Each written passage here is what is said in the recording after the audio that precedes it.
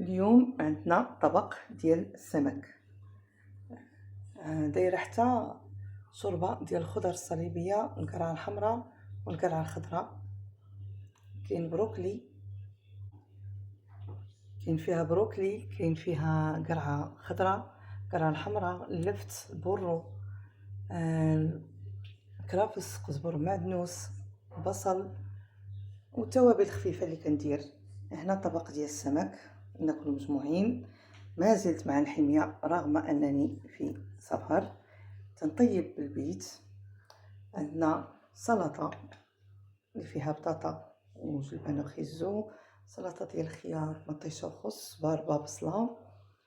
هنا نزين الطبق ديالنا ويدخل الفرن.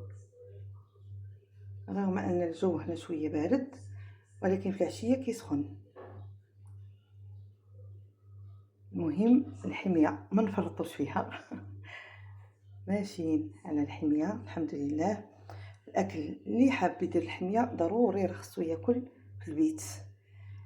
طيبي ما تاكلي، ضروري ضروري ضروري، ما خصش يكون تجاوزات. شويه الحامض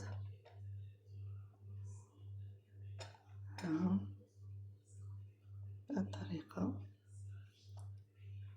دخلوا الفران بزيت زيتون طبيعه الحال، الزيتون ديال الدار، الزيتون مشرمل. طبق كيبقى شهي. حنا في مدينه اكادير مشهوره بالسمك. هذا هما اطباقنا ديال الغداء. حاجه واحده اللي درت هي انني كنفطر معاهم، مادام اننا جينا خارجين مجموعين، فكناكل الصباح شويه البيض بالخبز ديال الجنجلان والسمسم اللي صوبت وجدته السفر، وتنجلس نفطر معاهم شويه اللوز والكركاع، زيتون، شويه الخيار، مطيشه سوريز. هذا هو الفطور اللي درت 3 الوجبات هاد الايام مع وليداتي باش كنكونوا مجموعين كلنا.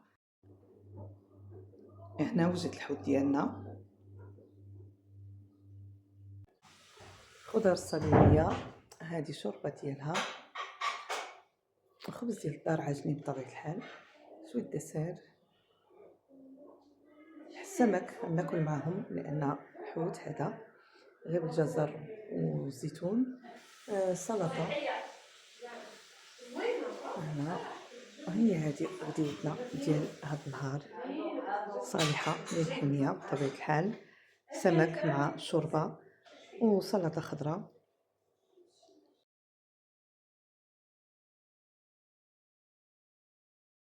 هذه بدون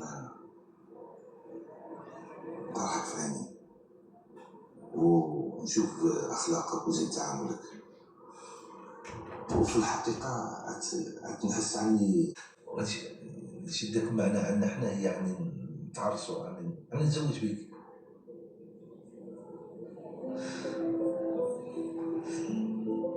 دابا الكوتي ديالنا، نتزوج بك.